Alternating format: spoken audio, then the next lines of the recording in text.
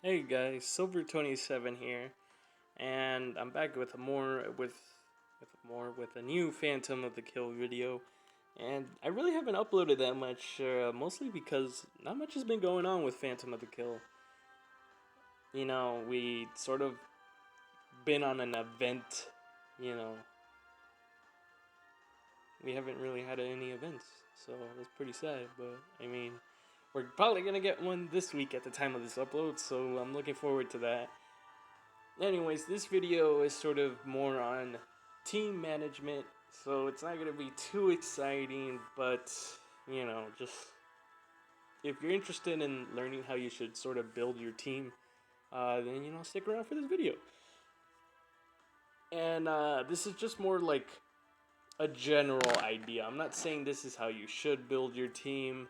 I think I just said that, but it's not about how you should build your team. It's just more of a general guideline of, hey, if this event is a little bit too hard for you, maybe you should take this sort of team building into consideration. Maybe this could sort of take off the edge of a few quests that might be a little bit too difficult, especially for new players. Maybe for later players in the game, or just more high leveled players, just sort of like, I don't need help. What is this? I'm not some kind of casual. But for those new players, or for those of you that might even be having difficult, and you're sort of high level, but for some reason you just can't get through a specific quest or anything like that, this video is sort of more for that. Um, so let's not waste any more time. Let's just get straight to it. So this is sort of my basic. Actually, no, this isn't my team. This is the team that I've been sort of rolling around for a while. Mirin, Eigling, Selena, Halloween Gabutin, and Bashonen, or Basonen, the guard type unit that we got during the Bright event. So pretty much what you want to take into consideration is that the first slot of your party one team, uh, in this example being my Mirin, is going to be your friend leader. So when you're sort of on your friends list or on strangers list, your party one, your first leader is always going to be the unit that shows up to everybody else. Take that into consideration because we want to help our fellow community people of Phantom of the Kill, and most people are just rocking zeros and stuff, and you just sort of want some other units, and you just see a bunch of zeros. Keep in mind, this is the first slot in your party one team that is your friend leader. But anyways, let's just sort of go into on what your friend leader should be, and your main leader in general.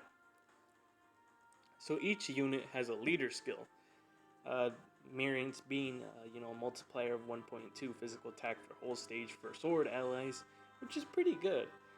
Um, you know, you see, each unit has their own specific team. Some units have plus 15 evasion for ice allies like Selena, or bring down a foe's physical attack by 0.7, multiplier of 0.7, such as female Nightling.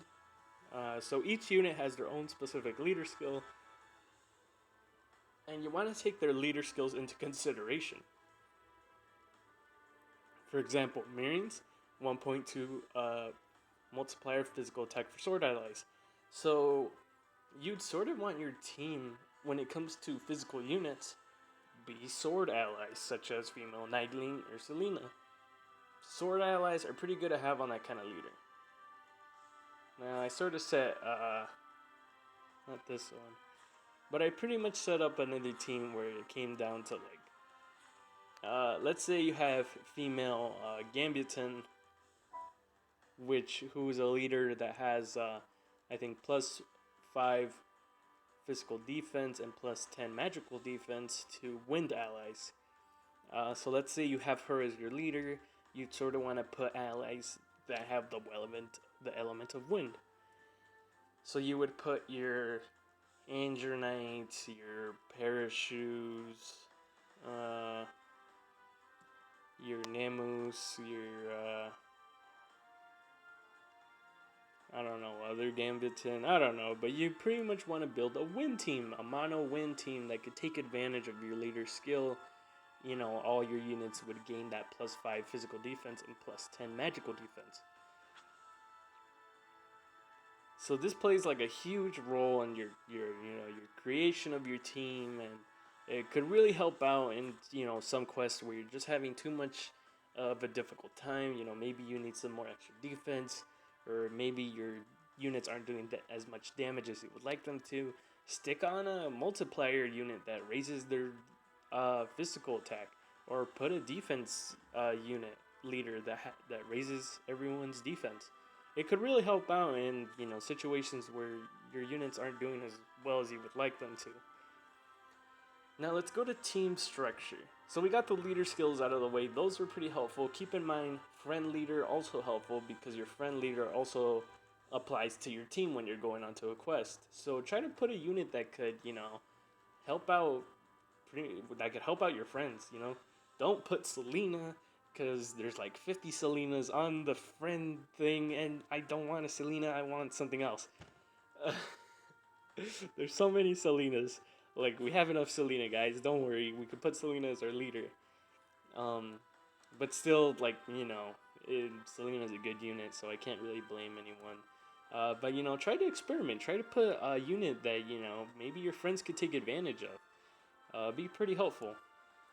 So anyways, let's go to the team sort of build-up, I guess. Again, this is just more of a guideline. I'm not really saying, hey, your team should look like this. It's just more, maybe take this into consideration when you're building your team. It could probably help out. I know it has for me, so, hopefully this helps you guys out too. So what you're gonna want is really 2 DPS class units, damage per second. So you're gonna want your hard-hitting units pretty much, such as, in this example, would probably be my Miriam and my Selena. Pretty hard-hitting attackers. Well, Selena not really in this case, but if she was level 80, then yeah, she'd be hard-hitting. Right now she's 65. Now, you're going to want at least one tanky unit, which could really help out because it could protect all your other squishy units from dying. Squishy units being any other unit that's not a tank unit. As you can see, my Nightling has 68 physical defense, which is extremely amazing, not gonna lie. She, takes no damage from almost, nothing. She sort of just blocks everything out, which is pretty good for a tank. So, if your units are dying way too quickly, maybe have a tank that you could send in and not worry about dying. Now, when it comes to the 2 other slots that you could fill in, that is really up to you. I mean, you could have 3 DPS class units, or you could have 2 DPS, 1 tank, and 1 ranged unit of your choice. It either be a gun mage or a bow and arrow unit, whichever one you would prefer. And then your last unit, I would strongly recommend this. You don't have to, but I would strongly recommend for pretty much any player out there to at least have 1 staff unit on their team. Staff units aren't really meant to hit anything, but they can. They could hit pretty hard, and they could hit pretty accurately with the right setup. And not only that, but they heal your units fairly easily.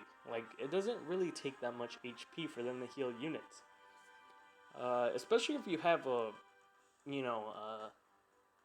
gun mage in your team that you sort of want to keep alive, and you don't want to constantly waste potions on them.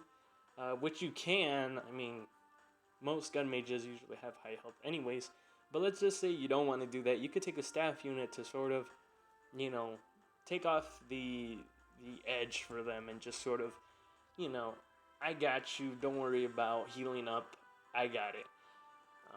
And it goes for your tank too. If your tank is maybe taking, a little bit too much more damage than it should be, or a lot of enemies are just hitting it at the same time.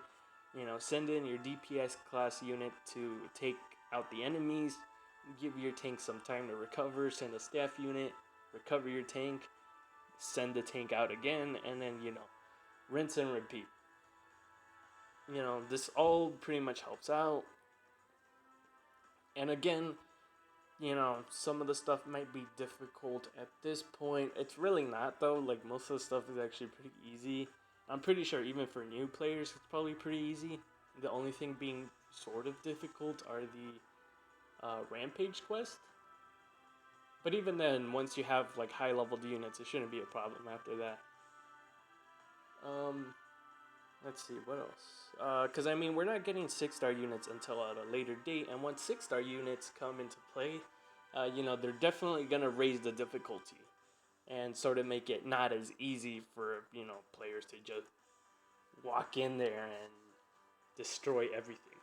So, again, this is just sort of a guideline. You don't have to follow any of this, but if you're having trouble, or you just sort of want to know how to build up your team for maybe future events and everything, take this into consideration, or just take some parts of it, maybe not all of it, but just at least some parts. And I hope this helped out. And yeah, I'll probably see you guys when the next event comes out, which is the Christmas event. I hope this helped you guys out. I don't know if it did, or maybe if it just sort of gave you some tips, maybe not really help you out a lot. But either way, hope this helped, and I see you guys in the next video.